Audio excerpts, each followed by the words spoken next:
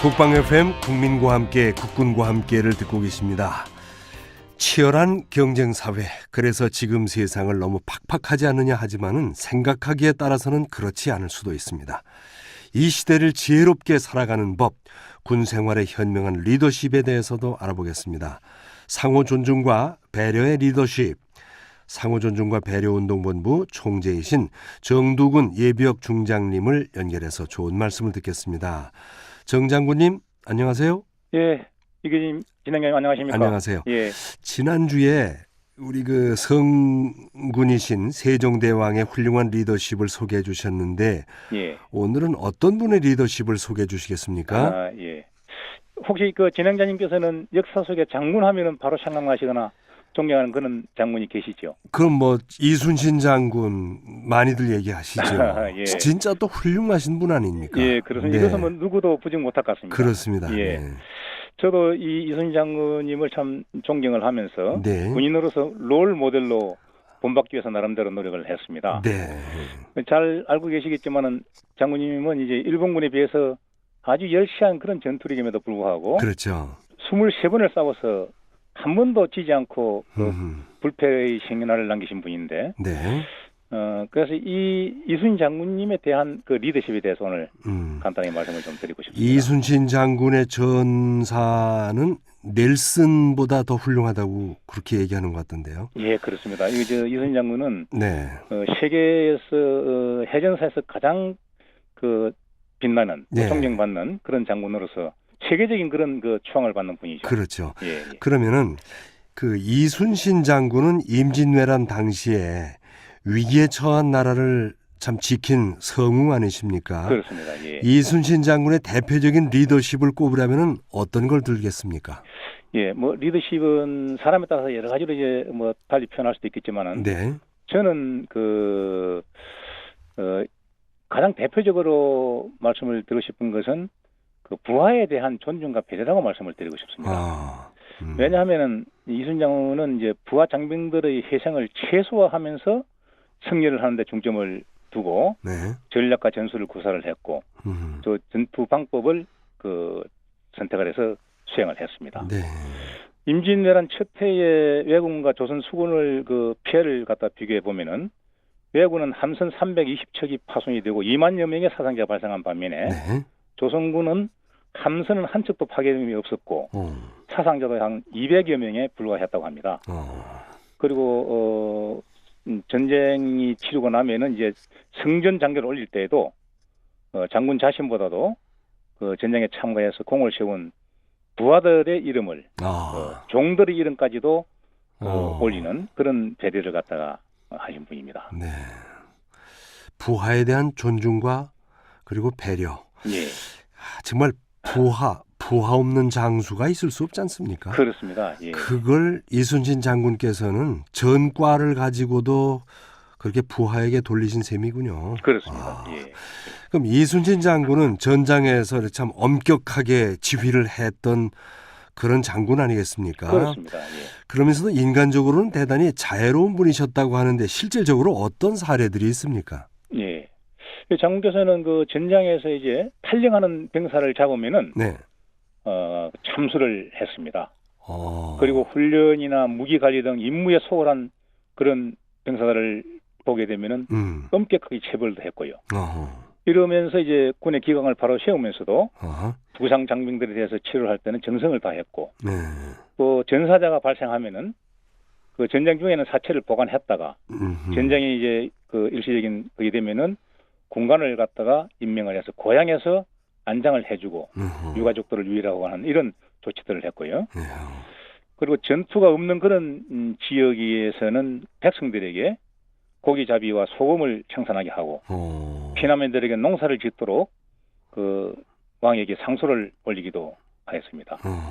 이렇게 함으로써 장병들은 물론 지역의 백성들까지 정말 반드시 죽고자 하면 살 것이고 살고자 하면 죽는다는 그런 필사적생, 필생적사를 그 군과 또 백성들이 자발적으로 동참하고 실천했기 때문에 전승을 하지 않았느냐, 저는 그렇게 생각합니다. 그러니까 군의 기강과 기율에 대해서는 누구보다도 엄격했다. 그렇습니다. 그러나 그렇지 않을 평화시라든지 할 때는 정말 인간다운 모습, 예. 그런 모습을 보여주셨군요. 예, 그렇습니다. 근데 이순신 장군은 참 드라마와 같이도 한때 역적으로 몰려서 백의종군 하기도 했지 않습니까? 그렇습니다. 예. 비유를 하자면 대장에서 그냥 일개 병사마도 못한 백의종군을 하게 되는데 예. 그럼에도 전투에 참전했다는 것은 그만큼 개인적인 어떤 그 서운한 마음 그런 거를 떠나서 국가를 위한 충성심이 투철했다 하는 뜻으로 보이는데 이 점을 장군님은 어떻게 보십니까? 예. 뭐 잘 말씀하셨는데요. 이순신 장군께서는 늦은 나이 32세에 무과에 급적해가지고 네. 23년간에 3번의 파직을 당하고 또 한 번의 사형 선고도 받고 2번의 백의종군을 겪는 그런 어려움을 당했지만은 네. 그때마다 어떤 조정을 원망하거나 또는 개인이 희망을 갖다가 버리지 않고 다시 임무를 받으면은 오직 나라와 백성을 위해서 묵묵히 정말 최선을 다하는 그런 참 군인의 모습을 보여주신 분이죠. 네. 예. 백의종군을 2번이나 했습니까? 그렇습니다. 예. 저희는 그냥 한 번 백의종군 그 얘기밖에 모르는데 그렇군요. 이순신 장군은 그러나 항상 전력이 최강인 상태에서 전투를 하지는 않았지 않습니까? 그렇습니다. 예. 전력이 그야말로 저렇게 가지고 싸울 수 있을까 예. 하는 상황에서 승리를 이끌었는데 이건 그 이순신 장군의 어떤 리더십이 작용을 했을까요? 예. 이순신 장군께서 처음 부임해가지고 당시 조선 조정에서는 일본이 침공을 하지 않을 것이라는 그런 안일한 생각에 그랬죠. 예, 일국 선생의 10만 양병설도 외면하고 무시당했죠. 오직 네. 그냥 정장에만 일삼고 있었거든요. 네. 그러나 이순신 장군은 내군의 침략을 미리 예견을 하고 네. 철갑선인 거북선도 만들고 음흠. 또 무기와 군량면을 확보하면서 장병들에게는 강도 높은 훈련을 실시를 해서 언제 전투가 일어나더라도 승리할 수 있는 그런 태세가 유지가 되었습니다. 네. 예. 그래서 이러한 총기 관리나 또는 군량미 비축, 병사들의 훈련 강화, 그리고 거북선 건조 등 이런 것은 이순신 장군의 탁월한 어떤 미래에 대한 정확한 예측. 예. 그리고 유비무환의 어떤 리더십이 아니냐 이렇게 저는 말씀을 드리고 싶습니다. 네. 예. 그러니까 평화 시에 전쟁을 생각해야 된다는데 이걸 실천하신 분이죠. 그렇죠? 그렇습니다. 예. 예. 이순신 장군은 거북선과 또 총통을 만드는 등 무기를 만드는 데도 창의력을 발휘했지 않습니까? 그렇습니다. 예. 이런 점도 리더십으로 설명할 수 있을까요? 예, 저는 이 부분이 특히 어떤 창의력과 통찰력 이런 부분에서 리더십으로 저는 말씀을 드리고 싶습니다. 네. 왜냐하면 이 거북선은 이제 일본군의 어떤 함선의 단점을 갖다가 극복하고 이길 수 있는 어떤 그런 함선으로서 이게 개발이 된 것이고, 네.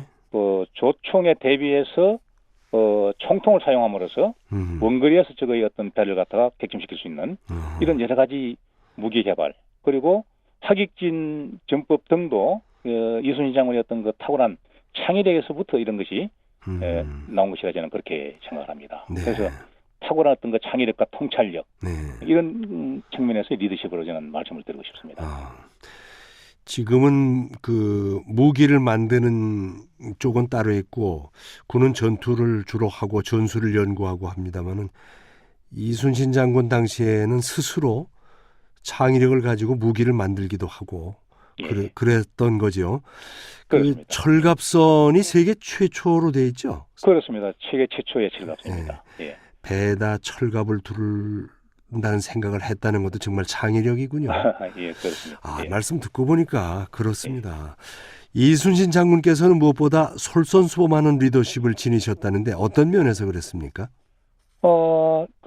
삼도 수군 통제사 자익 시의 난중일기를 보면은 몇 년간에 걸쳐 가지고 전대를 풀지 않고 소임을 다 하셨고요. 그리고 이제 대구 종군시에도 뭐 임무만 주어지면은 어디든지 가서 또 임무를 수행하고, 그리고 원군이 참패한 후에 출전장 해전의 어떤 절망적인 상황에서도 신에게는 아직까지 12척의 배가 남아 있으니 예. 사력을 다해 싸우면 반드시 막아낼 도리가 있습니다라고 이렇게 그 보고를 하면서 네. 군사들을 독려하고 전장에 나갔지 않습니까? 네. 예. 솔선수범하는 리더십. 이순신 장군께서는 그 인간적인 면모를 봐도 정말 훌륭하신 분이다 하는 생각을 할 수밖에 없는데 효성이 그렇게 지극하셨다고 그러죠? 예, 그런 것들이 난중일기의 곳곳에 나온다 그럽니다. 네. 난중일기를 보면은 한 80여에 걸쳐 가지고 어머니에 대한 걱정이 나타나 있고 네. 또 휴전 중에는 잠시 말미를 내서 어머님을 갖다 위로했던 그런 것도 나오기도 합니다. 네. 그리고 어머니가 82세 되던 해에 여수 본영에서 예. 수연 잔치를 차려드린 것이 이제 그 모자간의 마지막 상면이었던 그런 그 기회였다고 그렇게 그게 나와 있습니다. 전쟁 중이었지 않습니까? 그러면? 그때는 잠시 했던 그 휴전 이제 진행 좀 소강 상태 소강 상태일 때. 예. 정말. 그래서 효는 이제 뭐 그 백행의 근본이라 그렇게 표현들 하는데 네. 이순신 장군이 어떤 그 본보기가 아닌가 그렇게 생각이 됩니다. 예. 그 뭐 삼국지에 보면은 충효는 함께 할 수 없다 그러는데 사실 이순신 장군은 충과 효를 함께 하셨네요. 예, 저는 그렇게 보입니다. 대단하십니다. 예. 효심이 있는 사람이 충성심도 있는 거 그런 거 아니겠습니까? 충과 호는 어떻게 보면은 뭐 하나일 수도 있다 저는 그렇게 생각합니다. 그 장군님은 그렇게 생각하시는군요. 예. 자, 이순신 장군은 군인이라면은 또 지휘관이라면 누구나 존경하고 배우고 싶은 그 위대한 장군이시고 또 정두군 중장님께서도 롤 모델로 삼으신 그런 분이라고 그랬지 않습니까? 예, 그렇습니다. 시대가 변해도 이순신 장군에게서 배울 수 있는 리더십 그런 건 참 변하지 않고 많이 있을 거예요. 예. 우리가 어떤 점들을 배워야 할지 간추려서 한 말씀만 듣겠습니다. 예. 간단하게 네 가지만 압축을 네. 한다면요. 네. 우선 그 성공 후사와 위국 헌신의 리더십이다. 저는 그렇게 첫째로 말씀을 드리고 싶습니다. 선공 후사와 위국 헌신의 리더십. 위국 헌신. 네. 예. 그리고 두 번째로는 그 구성원들, 즉 부하들을 존중하고 배려하는 리더십. 네. 예. 그리고 세 번째는 그 탁월한 어떤 그 통찰력과 창의의 리더십. 네. 예. 그리고 조금 전에 말씀하신 솔선수범의 리더십. 이렇게 압축해서 말씀을 드리고 싶습니다. 네. 예.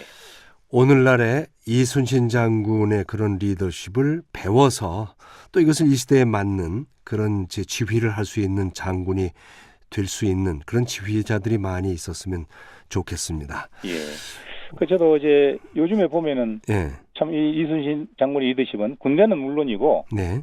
공직 사회 전반의 리더들이 좀 본받아 실천하면은 우리나라가 보다 더 좀 각 분야에서 다른 그런 어떤 조직으로 거듭나지 않을까 그런 생각을 많이 해봅니다. 네. 예. 좋은 말씀입니다. 감사합니다. 감사합니다. 예. 오늘은 상호 존중과 배려의 리더십, 상호 존중과 배려 운동본부의 예비역 중장이신 정두근 총재님과 말씀을 나눴습니다.